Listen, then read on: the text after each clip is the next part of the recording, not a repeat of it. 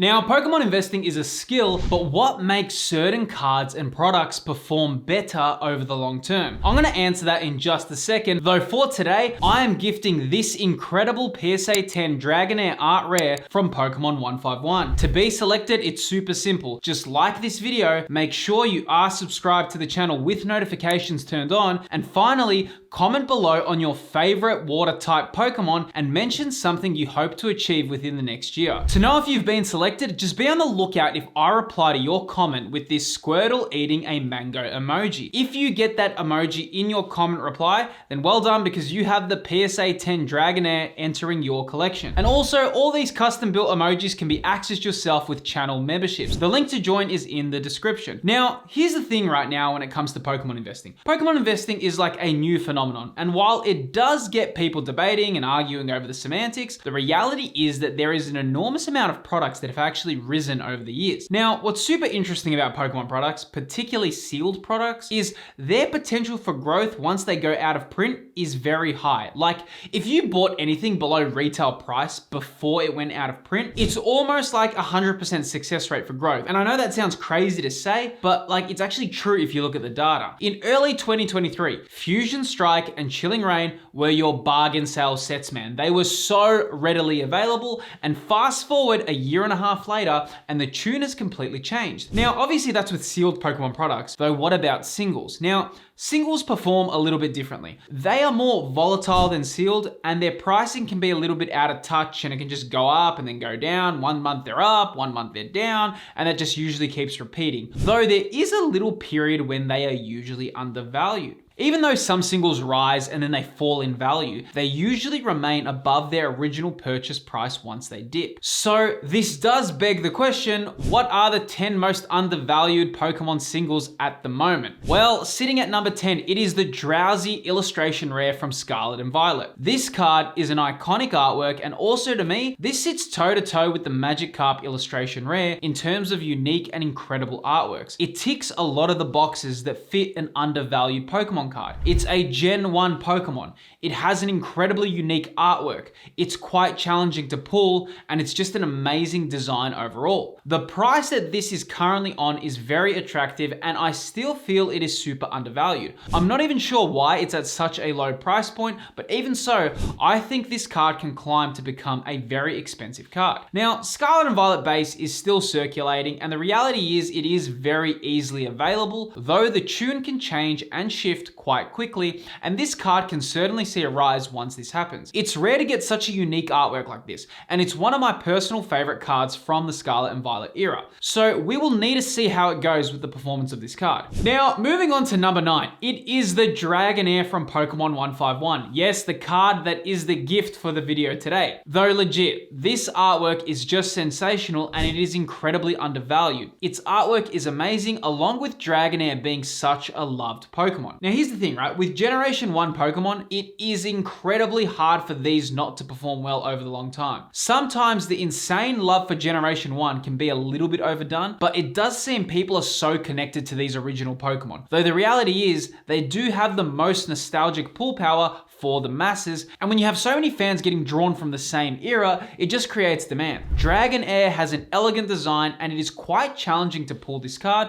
so this card just fits the category for being undervalued with a very prosperous future ahead of it. Now, sitting at number 8, it is the Tatsugiri illustration rare from Twilight Masquerade. Now, fish Pokemon usually have huge connections with being lucky and desired. This Tatsugiri artwork really is a standout in terms of its design. It's unique, it's flashy, and it's just awesome. It has personality, and that makes such a world of difference when it comes to Pokemon card artworks. Tatsugiri is also very connected to the Generation 9 games, and it makes an amazing job at recreating some of that magic from older Pokemon designs. Though this card artwork is a real standout, and I honestly feel it's a set that could show some incredible promise. I really rate this card artwork, and I can only imagine that it will become successful in the future. Now, segueing from the Tatsugiri from Twilight Masquerade, sitting at number 7 is actually the Twilight Masquerade Masquerade booster boxes. Now, yes, Twilight Masquerade isn't something that I would personally call undervalued per se, though it is a set that looks like it has some serious fire underneath its belly. Twilight Masquerade is the first set that has shown some real amazing chase cards. From the incredible Greninja special illustration rare to the iconic Eevee illustration rare. I mean, we all know how loved Eeveelutions are. Look at Evolving Skies, man. That was literally just like an Eevee themed set. Not only that, but it does have the incredible Infernape illustration rare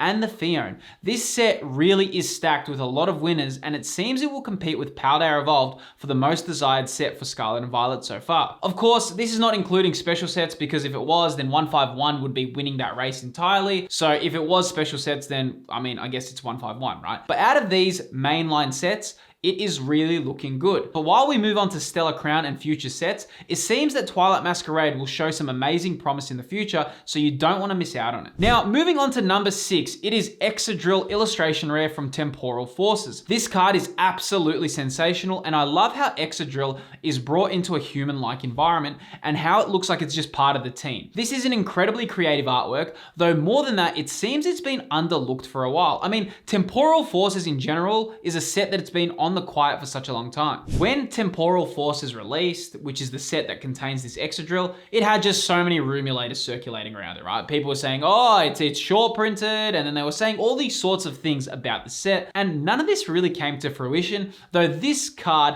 has certainly been left in the shadows. What you can't forget with these illustration rares, right? There's only a finite time to collect them, and more than that, once they're out of print, it's unlikely that Pokemon will recreate these artworks ever again. They are very unique and they're very linked to a specific era in time. And right now we're living in this time, though that's not going to be forever. This Excadrill will never be a super expensive card, right? Though never say never, though it does feel like it's incredibly consumer friendly and it's at a very good price point at the moment, given the current market. Now, number 5 is Porygon-Z from Paradox Rift. Man, this has to be one of the best illustration rares from Scarlet and Violet. Just seriously look at this card. The artwork perfectly captures Porygon.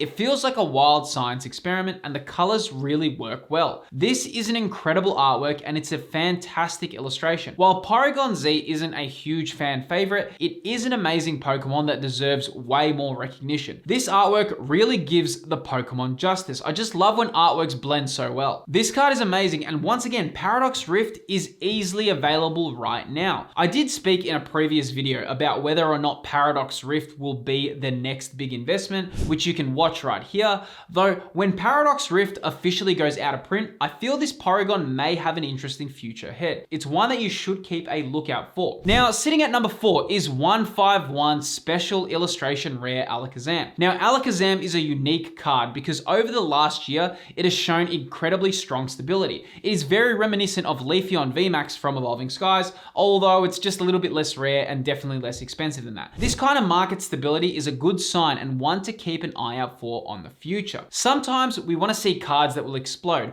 but we need to put more emphasis on stability. Stable cards like Alakazam and Leafeon VMAX are fantastic. They show that they are desired cards and they're not driven by hype as much as they are by actual fan demand. 151 Alakazam is definitely in a unique position, and hopefully it stays like that for a while, right? I mean, even with the Pokemon 151 reprint that, may or may not happen shortly, this card is in a good position given its stability with the current market. However, when looking at markets, stability is far better than volatility. Even though some cards may spike more, it just feels like this Alakazam sits in a real sweet spot. I mean, don't expect huge gains on this card, but then don't expect it to just crash either, right? Now, at number 3, it's both the Leafeon and the Glaceon from Crown Zenith. Now, Eeveelutions are some of the most noteworthy Pokemon when it comes to collecting. Nearly all collectors and fans who love them just agree that Eeveelutions are fantastic. I mean, if you ask most people what their top 10 favorite Pokemon are, I mean, it's pretty likely that at least one Eeveelution will make that list, right? Because of this, Eeveelutions are incredible cards to collect, and so many collectors just love having them. Though the Leafeon and Glaceon for Crown Zenith are just real standouts.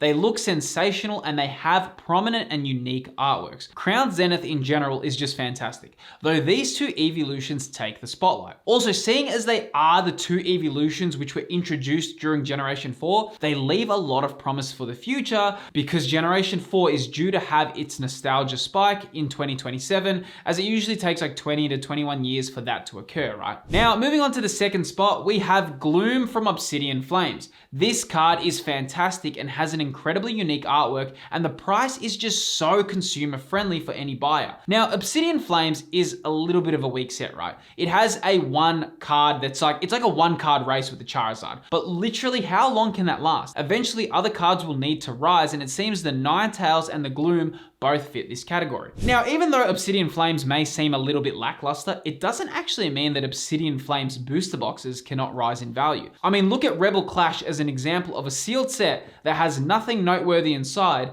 though the sealed product is quite valuable. It doesn't always mean that a set won't rise in value if it's sealed, if the cards inside aren't expensive. Sealed items are collectibles in and that of themselves. Now, finally, at number one, it is Shiny Treasure EX booster boxes. Yes, these Japanese booster boxes are seriously on a bargain sale, and they can only last so long. This is one of the few sets with a decent chance of actually making money to open. Though I don't recommend that anyway. In general, you should never really just open packs to make a profit. Though this set is definitely looking like you actually could, given the fact of the prices of the cards inside, along with the price of the booster box. Shiny Treasure right now seems to be a very affordable booster box, and it contains some incredible shiny Pokemon cards inside. On top of that, it's incredibly affordable, which just makes it super desired. I really rate Shiny Treasure EX, and I also love the box packaging. I mean, when talking about something being undervalued, it doesn't get much better than this. Though I have to say that the tier list videos that I make are always entertaining, so if you did enjoy this video, here's another 8 must-have Pokemon investments.